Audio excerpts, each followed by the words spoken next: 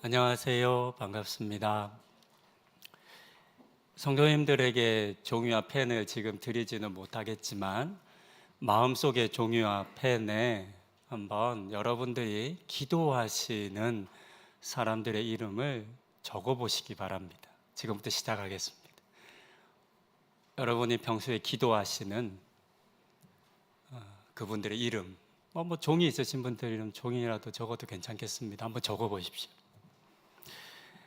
누구 이름을 적으실까 무척 궁금합니다. 그리고 몇 명을 적으실지도 궁금합니다. 한 번쯤은 떠올려 보셨죠? 아마 대다수의 성도님들께서는 사랑하는 사람들의 이름부터 떠올렸을 겁니다. 배우자, 자녀, 부모님, 친지들, 또 가까운 친구들 이름 순으로 아마 우리는 적어가지 않을까 싶습니다. 또 병으로 아파하는 이들을 위해서 중보했던 사람들이 있겠고요. 교회나 직장, 학교 등에서 알게 된 사람들을 위해서 또 기도했던 것이 생각나 또 그 사람들 이름도 적어 나가게 될 것입니다. 이렇게 적혀진 사람들의 이름을 쭉 살펴보면 아마도 대부분은 여러분들 주변에 있는 사람들일 것이고 어떻게든 여러분들과 연관된 사람들일 겁니다. 그렇지 않은 사람들도 있을 수는 있겠지만 많지는 않을 겁니다. 그래서 그런지 막상 기도를 시작해도 가족들이나 또는 주변의 몇몇 사람들을 위해서 기도하고 나면 더 이상 기도할 것이 생각나지 않는다라고 말씀하시는 분들도 종종 뵙습니다. 더군다나 매일매일 기도하면 더 그렇게 느낀다고 하십니다. 당연히 그럴 것 같습니다. 아주 한정된 사람들만을 위해서 우리가 기도하게 될 때 우리는 금방 기도의 제목들을 또 기도할 사람들을 잃곤 합니다. 어쩌면 그래서 우리는 매일 기도하지 못하는 것일 수도 있습니다. 기도는 그리스도인들이 가져야 할 가장 기본이 되는 생활 방식이지만 어쩌면 가장 지속하기 힘든 생활 방식이라 할 수 있습니다. 그렇기 때문에 우리는 무작정 기도하는 것이 아니라 기도를 배워야 합니다. 오늘은 사도 바울이 아들처럼 여겼던 제자 디모데에게 가르친 기도에 대한 권면을 함께 살펴보시겠습니다. 오늘의 이 권면의 주제는 누구를 위해 기도해야 하는가입니다. 특히 바울이 이 사람들을 위해서도 기도해야 한다라고 예를 들어준 사람들이 있었습니다. 그들이 어떤 사람이었는지를 살펴보며 오늘 우리는 어떤 사람들까지도 품고 기도하고 있는지에 대해서 점검하는 시간이 되기를 바랍니다. 디모데전서는 바울이 에베소 교회를 섬기던 목회자였던 디모데에게 보낸 첫 번째 편지입니다. 목회 서신 중에 대표적인 편지입니다. 다른 서신과 조금 다른 점이 있는데요. 고린도 전후서와 같은 고린도 교회에 보낸 바울의 편지의 내용을 보면 대부분이 당시 교회가 직면했던 여러 어려움들과 문제와 갈등에 대한 바울의 가르침과 권면이었습니다. 하지만 디모데서는 좀 다른데요. 디모데서는 에베소 교회가 겪고 있던 어려움에 대한 권면이 아니라 성도들이 또 교회가 놓치지 않아야 할 일이 무엇인지 또 집중해야 할 것은 무엇인지에 대한 바울의 강조와 가르침이라 하겠습니다.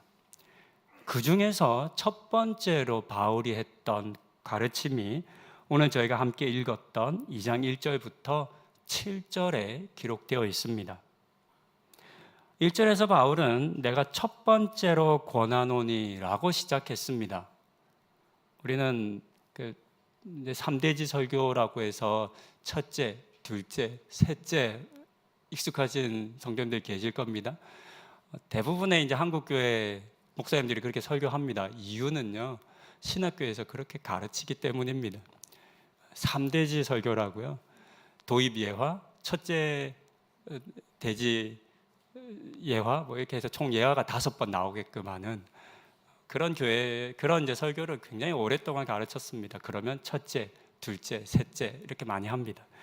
저는 고집이 있어가지고 학교 수업 때도 그렇게 안 적었다가 무지하게 혼났습니다. 전 첫째, 둘째, 셋째 안 하잖아요. 그냥 하나의 설교 한 번에 한 주제만 전하자. 뭐 이게 이제 제 생각인데요. 여기서 쓴 첫째로라고 하는 표현은 첫째, 둘째, 셋째 이런 순서를 표현한 말이 아닙니다.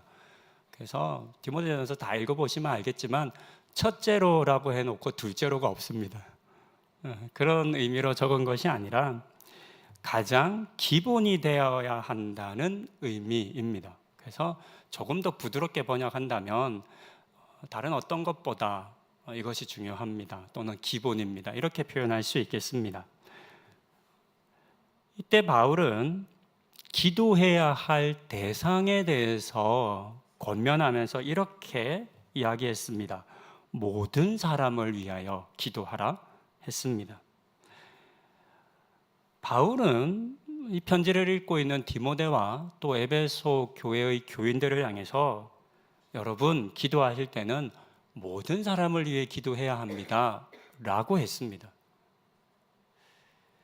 그런데 이 모든 사람에게는, 모든 사람이라고 하는 범위에는 누구까지 들어갈까요? 어디까지 들어갈까요? 추상적입니다. 막막합니다. 앞서 여러분의 마음에 적으셨던 기도 제목, 그 기도를 하는 사람들의 이름의 노트를 아직 가지고 계시죠? 자, 이제 이 바울의 편지를 우리가 들었으니까 우리가 이제 이렇게 제가 바울의 말을 전할 수 있겠습니다. 성도 여러분, 바울 사도가 우리에게 모든 사람을 위하여 기도하라 하셨습니다. 그러니까 지금부터 모든 사람을 위하여 기도하십시다 라고 제가 말을 전해요. 그러면서 여러분에게 또 얘기하는 거지. 이제 적어보십시다. 누구 적으시겠습니까? 모든 사람을 위해 기도하라 그랬으니까 여러분이 적으신 그 노트에, 그 종이에, 그 마음의 종이에 누구의 이름을 적으시겠습니까? 앞서 우리가 적었던 나를 중심으로 한 주변에 있는 사람들, 사랑하는 사람들의 이름에 더할 사람이 그렇게 많이 떠오르지 않습니다. 저는 그랬는데 여러분 어떠신지 모르겠습니다. 상당히 막막합니다. 모든 사람들을 위해 기도하라 그랬는데 그 모든 사람이 누구인지 사실 막막합니다. 바울도 그렇게 느꼈다고 저는 생각합니다. 그래서 바울은 이어지는 2절에서 모든 사람들 속에 포함되어야 할 사람들이 누구인지 예를 들려줍니다. 그들은 임금들과 높은 지위에 있는 사람들이었습니다. 여기서 우리는 바울이 예를 들었던 이 임금들과 높은 지위에 있는 사람들이 구체적으로 어떤 사람을 말하는지를 생각해 보아야 합니다. 그래야만 바울이 전하고자 했던 의미를 정확하게 파악할 수 있습니다. 우선 바울이 이 편지를 디모데에게 쓴 때를 우리가 한번 살펴보아야 합니다. 학자들은 대략 이 편지가 AD 63년부터 65년 사이에 기록되었을 것이라고 봅니다. 학자들은 여러 다양한 내용들을 검토하니까 그렇게 나오겠죠? 이때는 바울이 로마에서 투옥되었던 1차 투옥에서 풀려나서 67년도에 다시 이제 투옥됩니다. 이제 2차 투옥이라고 하는데요. 그 기간 사이에 적은 것으로 봅니다. 로마에서 풀려난 바울은 마케도니아 지역으로 가서 다시 복음 전하는 일을 하다가 네로에서 다시 67년에 이제 감옥에 갇히게 됩니다. 이때 로마를 다스렸던 황제는 네로입니다. 우리가 너무나 잘 아는 네로라고 하는 황제 이름을 모를 사람이 없을 정도로 유명한 사람입니다.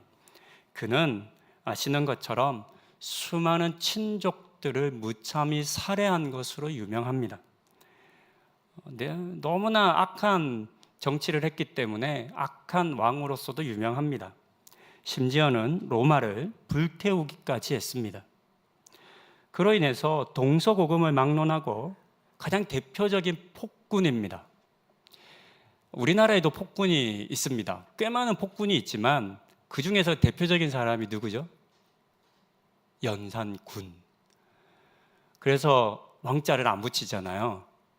그래서 그 왕은 왕인데 하대해서 너무나 악한 왕이었기 때문에 연산군이라고 부릅니다. 이제 우리나라에서 조선시대 역사로 보면 이제 악한 왕, 폭군 왕을 지칭하는 대명사입니다. 네로 황제가 그랬습니다. 모든 세계 역사상 가장 악한 왕으로 알려진 그런 왕입니다. 특히 그리스도인들에 대한 박해가 심했습니다. 유대인들을 로마에서 추방하기도 했고요. 이 편지를 쓴 사도 바울을 죽인 왕으로도 유명합니다. 그래서 당시 성도들 사이에서 그리고 요한계시록에서 적 그리스도라 여겨진 인물이 바로 이 네로 황제이기도 합니다. 이 외에도 로마가 통치하는 각 지역에는 많은 왕들과 총독들이 있었습니다. 황제의 허락하에서 일정 지역을 다스렸던 군주들이 보통 우리는 분봉왕으로 많이 알고 있는데요. 이런 사람들이 있었고 또 로마가 직접적으로 통치하는 지역은 총독들이 그 지역을 맡았습니다. 또 다른 높은 지위에 있는 사람들도 있습니다. 유대교에서라면 대제사장을 비롯해 사내들인의 공회원들, 바리새인과 사두개파 사람들, 귀족들, 고위 관료들이 있었고 로마의 점령이었기 때문에 많은 군인들도 있었습니다. 바울은 지금 이 사람들을 위해서 기도하라 한 것입니다. 그런데 이렇게만 알면 매우 피상적입니다. 왜냐하면 이들은 모두 당시 사회에서 그리스도인들에게 호의적인 사람들이 아니었기 때문입니다. 오히려 그들은 그리스도인들을 박해했던 사람들이었습니다. 수많은 그리스도인들이 이들에 의해서 고통을 받고 죽임을 당했습니다. 그리스도인들의 관점에서 보면, 기독교회의 관점에서 보면 이 사람들은 기도해야 할 대상이 아니라 맞서서 싸워야 할 대상이었습니다. 그리스도인들은 불의한 통치자들에게 맞서서 싸우는 기도를 해야 한다라고 여겨질 만한 사람들이었다는 겁니다. 그런데 바울은 지금 그들을 위해서 기도하라 한 것입니다. 우리는 바울의 권면을 단순히 왕이나 관리들, 권력자들을 위해 기도하라는 권면으로 듣지 않도록 주의해야 합니다. 이 권면의 핵심은 그들이 단순히 통치자들이기 때문이 아니라 그들이 그리스도인들을, 그리고 나와 가족들, 형제와 자매들을 핍박하고 고통을 준 사람들이라 할지라도 그들을 향한 마음을 닫지 말고 그들이 잘 다스리는 것을 싫어하지 말고 오히려 그들이 더 잘 바르게 다스리고 통치할 수 있도록 기도해야 한다라고 하는 권면입니다. 우리는 이와 유사한 권면을 예레미야서를 통해서도 확인할 수 있습니다. 예레미야서 29장 4절부터 7절의 말씀은 이렇습니다. 만군의 여호와 이스라엘의 하나님께서 예루살렘에서 바벨론으로 사로잡혀 가게 한 모든 포로에게 이와 같이 말씀하시니라. 너희는 집을 짓고 거기에 살며 텃밭을 만들고 그 열매를 먹으라. 아내를 맞이하여 자녀를 낳으며 너희 아들이 아내를 맞이하며 너희 딸이 남편을 맞아 그들로 자녀를 낳게 하여 너희가 거기에서 번성하고 줄어들지 아니하게 하라. 너희는 내가 사로잡혀 가게 한 그 성읍의 평안을 구하고 그를 위하여 여호와께 기도하라. 이는 그 성읍이 평안함으로 너희도 평안할 것임이라. 바벨론의 포로로 잡혀간 사람들을 향해 하나님께서 예레미야 선지자를 통해서 들려주신 말씀입니다. 아시는 것처럼 남유다는 바벨론에 의해서 망했습니다. 수많은 사람들이 죽었습니다. 왕족들 수치를 당했습니다. 또 많은 사람들이 비참한 포로가 되어서 바벨론으로 끌려왔습니다. 그렇게 바벨론으로 끌려온 이스라엘 백성들을 향해서 하나님께서는 너희를 멸망시킨 바벨론을 위해서 기도하라고, 그 바벨론의 왕을 위해서 기도하라 하신 것입니다. 당시 예레미야를 제외한 다른 선지자들은 백성들을 향해서 바벨론이 속히 망하고 포로들은 하루빨리 예루살렘으로 돌아가게 해달라고 기도해야 한다 했습니다. 그렇게 백성들을 가르치고 독려할 때 하나님은 다른 말씀을 들려주셨던 겁니다. 이처럼 불의한 나라와 통치자들에 대한 하나님의 생각은 사람과는 다를 수 있다는 것을 우리는 항상 염두에 두어야 합니다. 계속해서 바울이 이렇게 권면한 그 이유를 살펴보시겠습니다. 3절에서 바울은 그리스도인들이 그들을 위해서 기도해야 할 이유를 들려줍니다. 먼저는 그리스도인들이 그들을 위해 기도하는 것이 하나님 앞에서 선한 일이며 하나님께서 받으실 만한 일이기 때문입니다. 이 부분이 중요한 이유는 그리스도인들의 기도는 자기 만족을 위해서 하는 것도 아니고 또한 다른 사람에게 보이기 위함도 아니기 때문입니다. 오늘 여러분들께서 드리시는 기도, 또 모든 그리스도인들의 기도는 하나님을 향해야 합니다. 그렇기 때문에 우리가 드리는 모든 기도는 하나님께서 받으실 만한 것이어야 합니다. 기도의 기준이, 또 기도의 관점이 내 기분이나 내 성향으로 정해져서는 안 됩니다. 오직 하나님께서 받으실 만한 것이 무엇인지를 따라 우리의 기도의 기준이 정해져야만 합니다. 이어서 바울은 모든 그리스도인들이 반드시 기억해야 할 매우 중요한 사실 하나를 우리에게 들려줍니다. 4절입니다. 4절을 이렇게 기록합니다. 하나님은 모든 사람이 구원을 받으며 진리를 아는 데에 이르기를 원하시느니라. 이것이 그리스도인들이 악한 왕들을 비롯해 불의한 통치자들이라 할지라도 그들을 위해서 기도해야 할 궁극적인 이유입니다. 하나님께서는 나만을 구원하기 원하지 않으셨습니다. 또한 우리가 소위 말하는 구원받을 만한 사람들, 착한 사람들, 죄짓지 않는 사람들, 불쌍한 사람들만을 구원하기 원하신 것도 아니었습니다. 하나님께서는 악한 사람들도, 죄인도, 병자도, 심지어는 세상의 악한 왕과 지도자들, 권세자들도 구원하기 원하셨습니다.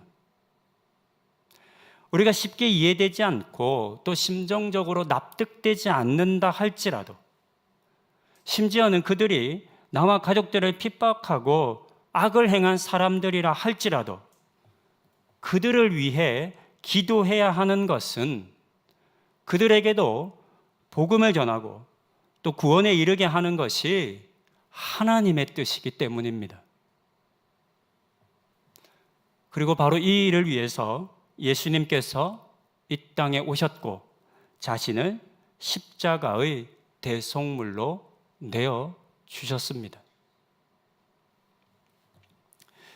한편 우리는 예수님이 하나님과 사람 사이를 연결해 주는 중보자, 중재자라고 하는 사실을 기억해야 합니다. 예수님께서는 스스로를 중보자라 하셨습니다.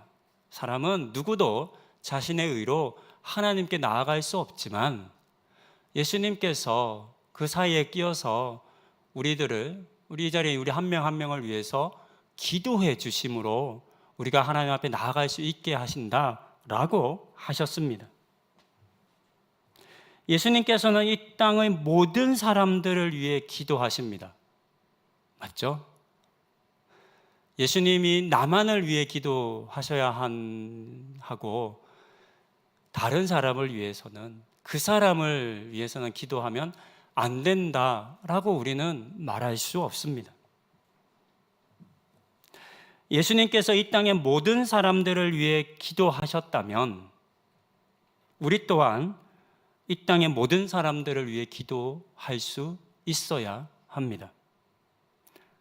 또 여기에 굉장히 중요한 사실 하나가 감춰져 있습니다. 그것은 우리가 예수님께서 하셨던 기도와 같은 기도를 할 때 우리는 예수님과의 일치를 맛보게 된다는 사실입니다. 우리는 자주 이렇게 이야기합니다. 예수님과 하나가 되고 싶다고, 예수님을 닮고 싶다고, 예수님 가신 길을 걷고 싶다고 이야기합니다. 하지만 정작 예수님이 행하신 것처럼 행하려 하지 않고 심지어는 예수님께서 하신 기도조차도 따라 하려 하지 않습니다. 그러니 예수님 닮고 싶다는 우리의 말은 마음은 없고 입술에만 있는 거짓일 수도 있겠습니다. 우리의 말과 우리의 삶이 예수님의 말과 예수님의 삶을 좇음으로 우리는 예수님과의 일치를 누릴 수 있습니다. 기도를 통해서도 예수님과의 일치를 누리시는 우리 성도님들 되시기를 바랍니다. 말씀을 정리합니다. 오늘의 본문은 다른 성경으로 읽으면 훨씬 더 이해하기가 쉽습니다. 특히 그 중에서도 메시지 성경으로 읽으면 읽는 순간에 바로 이해가 됩니다. 그래서 제가 한번 이 본문을 메시지 성경으로 한번 다시 읽어드립니다. 나는 그대가 무엇보다 먼저 기도하기를 바랍니다. 그대가 아는 모든 방법을 동원해서 그대가 아는 모든 사람을 위해 기도하십시오. 특히 통치자들과 정부가 바르게 다스릴 수 있게 해달라고 기도하십시오. 그래야 우리가 겸손히 묵상하면서 단순하게 사는 일에 조용히 마음을 쏟을 수 있을 것입니다. 그것은 우리 구주 하나님께서 우리에게 바라시는 생활 방식입니다. 그대도 알다시피 하나님은 우리뿐만 아니라 모든 사람이 구원받기를 바라십니다. 또한 우리가 배운 진리를 그들도 알기를 원하십니다. 하나님은 오직 한 분이십니다. 하나님과 우리 사이를 중재하는 제사장도 한 분이시니 그분은 다름 아닌 예수님이십니다.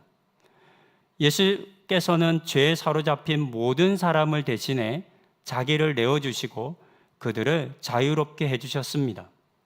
이 소식이 결국은 널리 퍼져나갈 것입니다. 바로 이 소식을 널리 전하는 것이 내게 맡겨진 일입니다. 하나님에 대해 들어본 적이 없는 사람들에게 이 소식을 전하고 단순한 믿음과 명백한 진리가 어떻게 역사하는지 설명해 주는 이 일을 위해 내가 임명받았습니다.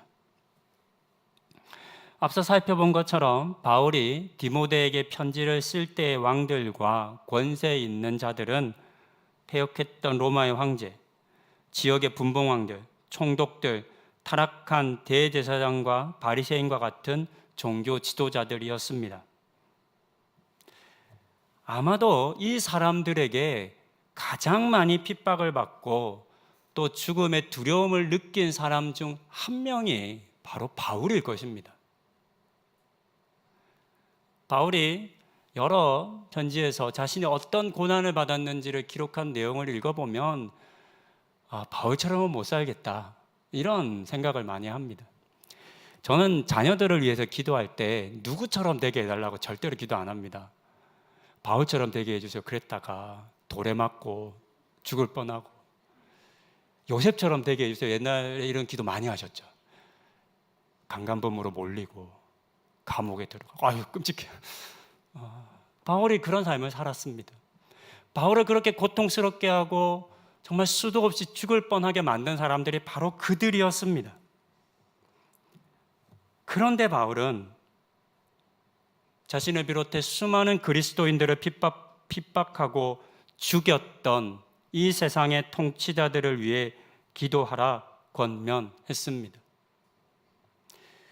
바울이 이렇게 권면할 수 있었던 것은 이미 살펴본 것처럼 그것이 하나님의 마음이었기 때문입니다. 그리고 마지막 6절과 7절에서 바울은 자신이 그들에게 복음을 전하는 자로 임명받았음을 알았기 때문입니다. 누군가는 그들에게 복음을 전해야 합니다. 누군가는 그들에게 나아가 예수의 이름을 들려주어야 합니다. 하나님께서 바로 그 일을 바울에게 맡기셨다라고 하는 것을 바울은 알았던 것입니다. 이 확신이 그를 모든 핍박과 박해의 고통으로부터 견디게 했고, 무엇보다 그들을 미워하거나 마음에서 버리지 않게 했습니다. 사실 우리는 누군가 나를 미워하고 박해하고 괴롭히고 그러면 그 사람들을 이렇게 마음에 품기가 어렵습니다. 누군가를 미워한다는 것에 대해서는 많은 그리스도인들이 갈등합니다. 왜냐하면 미워하지 말라 그러셨잖아요.